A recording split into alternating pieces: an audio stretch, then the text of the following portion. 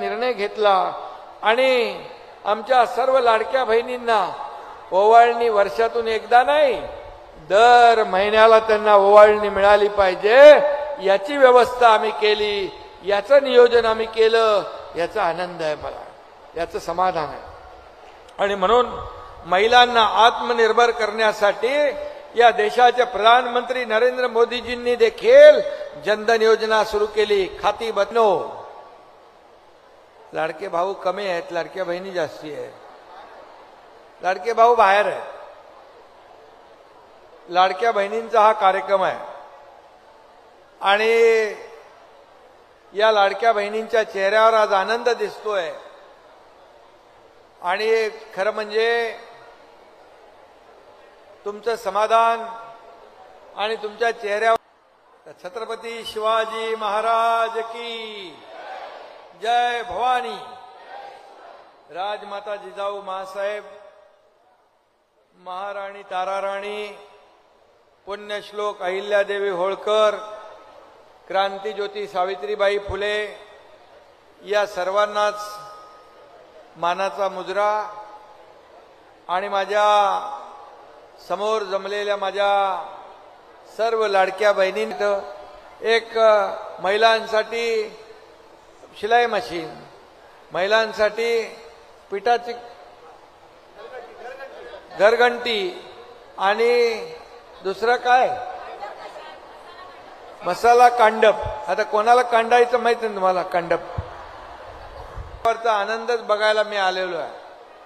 कारण तुम्ही जे विधानसभेमध्ये इतिहास घडवला, चमत्कार घडवला, त्याला खऱ्या अर्थाने मी तुम्हाला धन्यवाद द्यायला आलोय, तुमचं अभिनंदन करायला आलोय।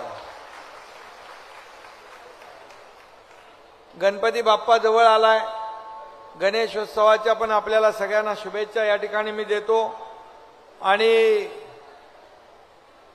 खऱ्या अर्थाने सुखकर्ता जो आहे गणपती बाप्पा, हे सगळे विघ्न दूर करतो आणि आनंद लोकांच्या जीवनामध्ये अर्पण करत असतो। आणि म्हणून माझ्या लाडक्या लाभार्थी बहिणींचं मनापासून मी अभिनंदन करतो। तुमच्या उज्ज्वल भविष्यासाठी गणरायाला मी साकडं घालतो। खरं म्हणजे आज आपल्या लाडक्या बहिणींच्या हाती आर्थिक प्रगतीची खऱ्या अर्थाने ही आधुनिक शस्त्र आहेत।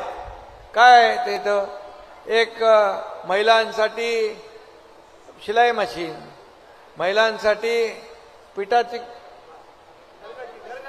घरघंटी आणि दुसरं काय मसाला कांडप। आता कोणाला कांडायचं माहिती नाही तुम्हाला, कांडप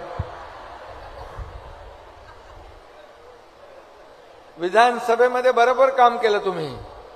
मी सांगितलं सगळ्यांना, लाडकी बहीण योजना मी मुख्यमंत्री असताना मुख्यमंत्री लाडकी बहीण योजना आपण सुरू केली, म्हणजे घोषणा केली।